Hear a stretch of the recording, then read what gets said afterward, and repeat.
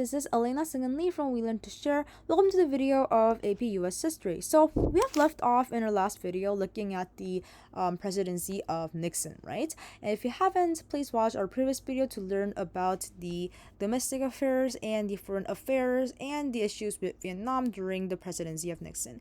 In today's video, we're gonna look at something really important that marked a significant transition in political culture and in the US history, known as the Watergate scandal. This scandal rocked the nation and had far-reaching consequences. So let's unravel the story behind the Watergate scandal and understand its impact. So first, Part 1, we have the dirty tricks and illegal activities. So the Watergate scandal originated from a series of illegal activities conducted by individuals associated with President Nixon's administration.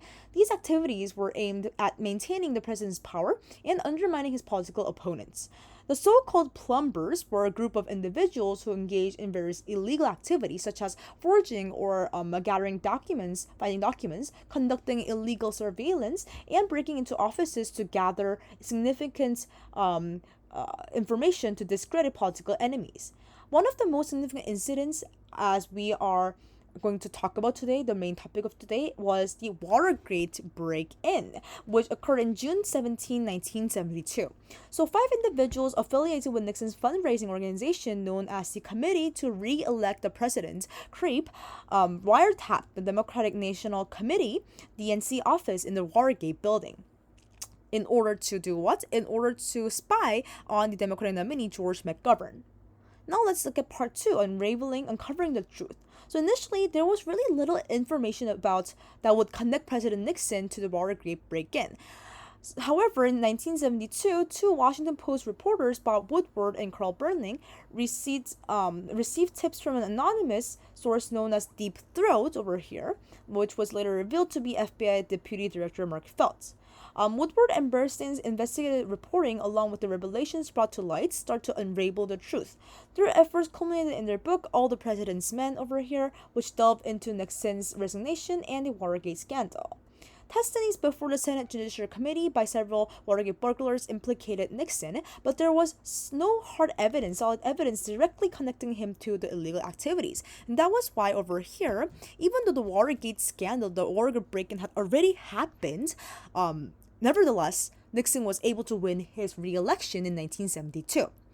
That was because, as I told you repeatedly, there was no solid evidence that Nixon was really actively involved in this whole scandal. So even though McGovern, whose office was invaded or broken in by the burglars, McGovern had accused Nixon and Republicans of breaking in office, but even though he accused it, the public were like, but there's no solid evidence, we still trust the president or something like that. So therefore, it didn't influence or it didn't prevent Nixon from winning still this public support and to win the re-election at the end of the day. However, the turning points in the Watergate scandal came with the discovery of the smoking gun tape, hence our part 3, in 1974. So this tape revealed that Nixon had full knowledge of the activities of the burglars and had ordered the CIA to halt an independent FBI investigation into the Watergate matter. And this tape was actually produced by Nixon himself, because he recorded the conversation that he was having with the burglars and other people, his people involved within the Watergate scandal in his Oval Office. Maybe because he didn't 100% trust his people, I don't know that, but still, you should remember that it was Nixon himself, not anyone else, who recorded and produced and made this tape to come into existence. So, the Senate Judiciary Committee subpoenaed the tapes, leading to a series of events known as the Saturday Night Massacre. Independent Special Prosecutor Archibald Cox was dismissed, and Attorney General Elliot Richardson and Deputy Attorney General William Rickless resigned rather than fire Cox. The case eventually reached the United States Supreme Court. In the landmark case, United States versus Nixon, over here in 1974, the court ruled against the president, stating that executive privileges does not extend to blocking evidence in criminal proceedings.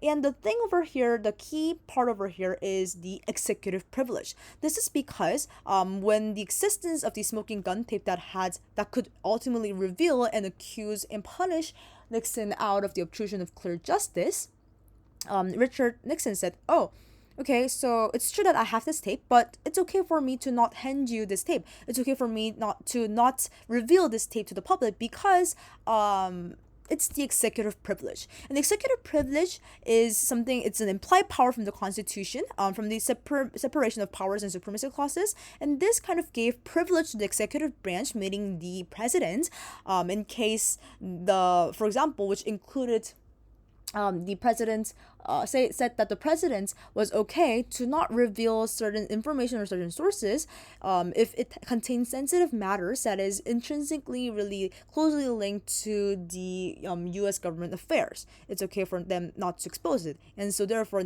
Richard Nixon said, oh, I have the executive privilege, so it's okay for me. I have the right to not reveal this or not give you or show this or submit this smoking gun tape to the public or to the courts. However, like I told you from the beginning, basically the court decided against the president, and therefore at the end of the day, Nixon had to hand over the tape after a Supreme Court order in June 24, 1974. And with dwindling support from Congress, like over here you can see a statement from this conservative Barry Goldwater saying that the president has only 12 votes in the Senate, that he lied to us, right? Basically, the Nixon faced imminent impeachment, and in June 1974, the House Judiciary Committee recommended his impeachment for obstruction of justice and abuse of power. But if you've studied a little bit of AP U.S.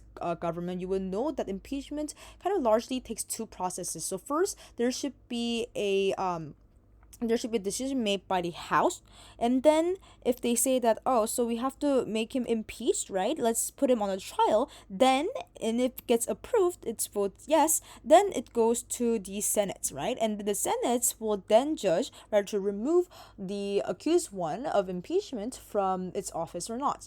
But you can see over here that on August 9th 1974, before Congress could vote, so the Senate could vote on impeachment itself, Nixon chose to resign. So this marked a significant moment in American history as a sitting president resigned from office for the first time. Okay, so the Watergate scandal serves as a reminder of the importance of accountability and the rule of law, which means that everyone should be equal in front of law. No one should be on top of the law in the United States. It showcased the power of investigative journalism. Also, you remember the over here, the reporters Bob Woodward and Carl Bernstein from the Washington Post, right? It had showcased the power of investigative journalism and the resilience of democratic institutions. So, thank you for joining us in the exploration of the Watergate scandal, which ended the presidency of Nixon. Stay tuned for our next video, and where we will delve into another pivotal moment in AP US history. So remember to like and subscribe to our channel. Thank you for watching this video, and see you in the next video.